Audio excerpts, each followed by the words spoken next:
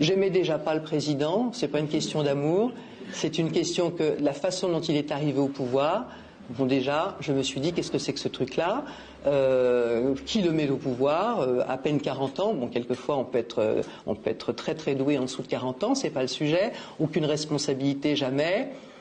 Pas un parcours particulièrement brillant, on a pu le vérifier ensuite après. Bon, comment arrive-t-il là? Ensuite, il y a eu la crise des Gilets jaunes. Il y a même eu avant d'ailleurs la loi Macron, qui a quand même été un détricotage absolument incroyable de notre code du travail, surtout dans la protection des salariés par rapport aux patrons. Donc, deuxième truc. Et là, il arrive et il nous dit 6 fois de suite, nous sommes en guerre. Ah! Mon grand-père était à Verdun, on a tous des gens qui ont connu les guerres en France. Nous sommes en guerre contre un virus. Ah, on est en guerre contre un virus. On nous prend un peu pour des imbéciles là d'emblée, hein. Et puis il y avait, et je pense que pas mal de personnes aujourd'hui en sont là, il y avait dans sa façon de dire les choses absolument pas le côté posé, le côté, vous savez, ces gens qui vous entraînent, De Gaulle ou plein d'autres, hein, ces gens qui quand ils vous parlent, vous avez envie de les suivre, vous sentez une authenticité, vous sentez le chef en quelque sorte. Et là, je ne sais pas si vous l'avez ressenti comme ça, mais moi j'ai ressenti le gars qui prenait son pied à nous raconter 6 fois de suite qu'on allait être en guerre et que ça allait être très grave, etc.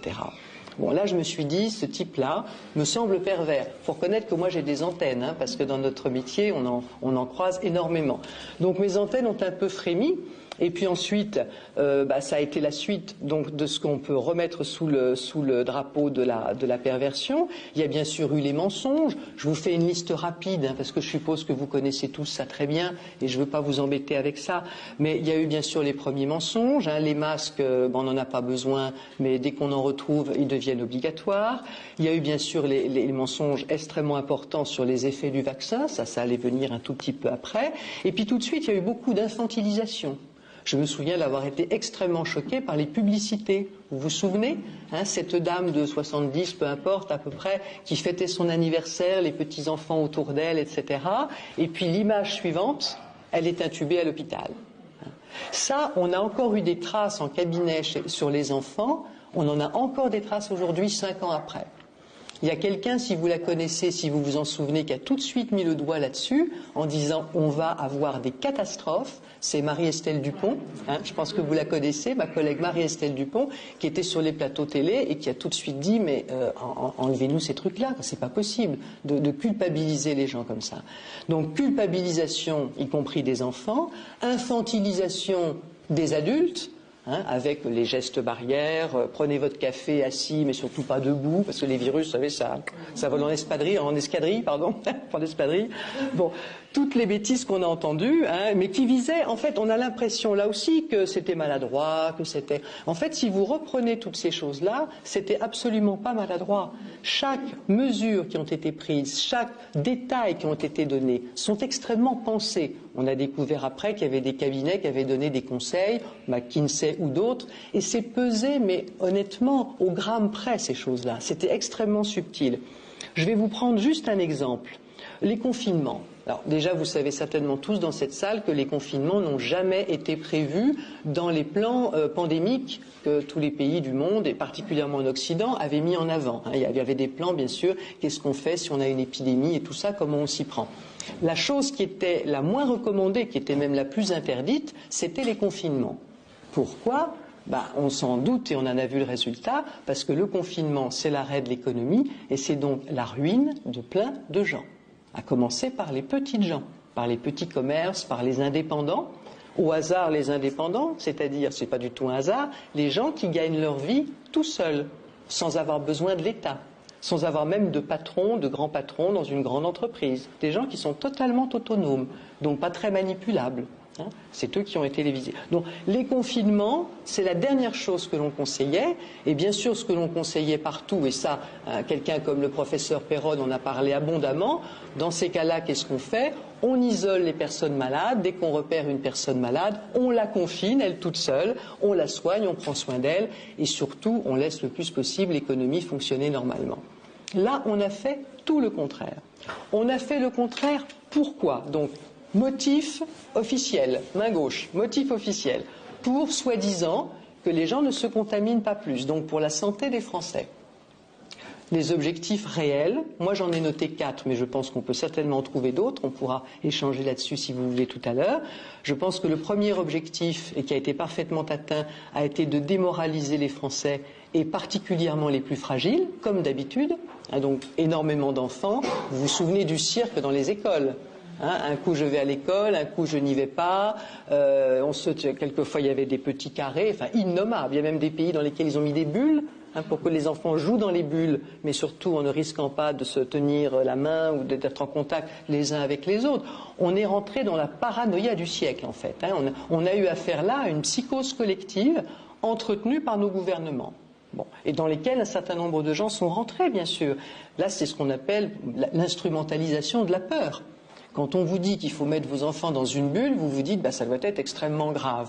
Et je me souviens d'une petite dame quand je sortais faire mes courses avec mon masque jusqu'aux oreilles quand même, parce que sinon je ne pouvais pas rentrer dans les boutiques. Et je me souviens d'une dame qui m'a gentiment abordée, qui m'a dit « Mais madame, vous en voyez beaucoup des morts autour de vous ?» C'était charmant, non ?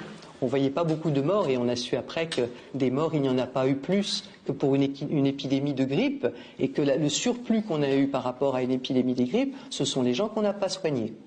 Puisqu'on ne les a pas soignés, on les a envoyés, on leur a dit vous restez à la maison le plus longtemps possible et quand vous n'en pouvez plus, vous allez à l'hôpital. Et bien sûr, quand ils n'en pouvaient plus, c'était trop tard. Et le professeur Perron considère qu'on a au moins perdu en France 25 000 personnes pour faute de soins, pour ne pas les avoir soignés. Vous voyez que le confinement à côté. Donc je reprends mon fil parce que j'ai toujours tendance à partir un peu comme ça. Il faut que je recadre un peu l'affaire. Donc je pense qu'il s'agissait d'abord de démoraliser bien sûr la population. On a vu les conséquences catastrophiques sur les enfants. La deuxième chose, il s'agissait d'isoler les gens les uns des autres. Parce que je pense qu'on aurait été tous en somme comme là dans cette salle ou comme on est, vous savez, à la machine à café quand on est dans une entreprise. Les gens se seraient dit mais qu'est-ce que tu en penses de ce qu'ils font là c'est quand même bizarre et quel sens ça a de confiner tout le monde. Enfin justement, ils n'auraient pas confiné, mais oui, les gens auraient parlé. Et il y aurait peut-être eu des éléments de révolte ou de désobéissance. Donc chacun chez soi, on est à peu près sûr, il y a les téléphones, on n'avait pas le droit de sortir, on est à peu près sûr que les gens vont se tenir correctement. Troisième point, c'est celui que j'ai évoqué tout à l'heure. Il s'agissait de détruire économiquement le tissu français le plus possible et de détruire économiquement le plus de gens possible. Vous savez que le taux de suicide a été considérable pendant la crise Covid et malheureusement il l'est encore. Il n'est pas vraiment redescendu. L'état psychologique des Français actuellement est consternant. Et encore un élément de perversion, vous avez sans doute entendu dire, ce qui est vrai, que nous avons un plan 2025 pour la santé mentale des Français. C'est-à-dire après les avoir bien assommés avec la main gauche, la main droite leur tend bien sûr une petite compensation et on a ce plan-là qui ne mène à rien. Et puis le quatrième élément, je pense bien sûr, et il y en a certainement d'autres, mais le quatrième élément, bien sûr, tester la soumission de la population. Est-ce que les gens allaient rester confinés ? Est-ce que les gens allaient sortir quand même ? Est-ce qu'ils allaient remplir leur petite autorisation de sortie ou ne pas la remplir ? Est-ce qu'ils allaient se révolter ? Jusqu'où allaient-ils se soumettre ? Bon, c'était un test de soumission. Vous voyez qu'on n'a absolument rien à voir avec la protection de la santé des Français, bien entendu. Autre chose que l'on voit, et ça je vais vraiment insister là-dessus parce que je pense que pour l'avenir c'est fondamental, la question des mensonges ou pire des absurdités. Vous savez, quand il nous disait des choses parfaitement contradictoires. C'est typiquement le genre de moment où beaucoup de personnes ont dit « En fait, on a des foutraques au gouvernement. Ils sont totalement incompétents, ces gens-là. Ils ne savent rien faire. Ils ne savent... » Pas du tout. Quand vous dites des choses contradictoires à quelqu'un, que vous matraquez en plus les personnes d'information et que ces informations sont contradictoires. Ça vous rappellera d'ailleurs peut-être, et vous aurez raison, le fameux « en même temps » du président. Une porte est en même temps ouverte ou fermée. Non. Ça, c'est un basique de la langue française. On sait qu'une porte est ouverte ou fermée. Donc, ce « en même temps » ou ces contradictions, aussi bien dans le langage que dans les décisions prises, etc., ça crée ce qu'on appelle de la dissonance cognitive. C'est-à-dire, on vous dit blanc, on vous dit noir, on vous redit blanc, on vous redit noir. À un moment donné, la plupart des gens, surtout en situation de stress, et là nous étions quand même en situation de stress, au moins au début, eh bien, vous arrêtez de réfléchir.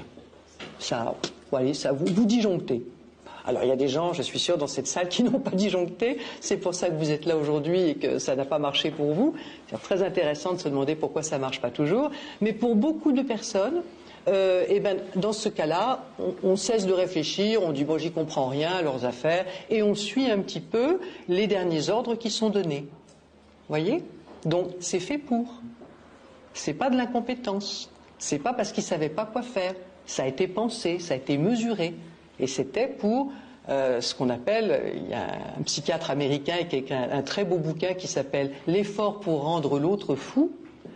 C'était pas du tout pour parler de ça, lui, c'était pour parler des schizophrènes, mais on nous a fait et on continue de nous faire régulièrement ce qu'il faut pour essayer de rendre la population folle, c'est-à-dire perdue, c'est-à-dire malade mentale, plus ou moins gravement, ou déprimée, ou découragée. Et on voit bien donc dans ma partie tout à l'heure de qu'est-ce qu'il faut faire, la première chose qu'il va falloir faire, bien sûr, c'est ne pas devenir fou.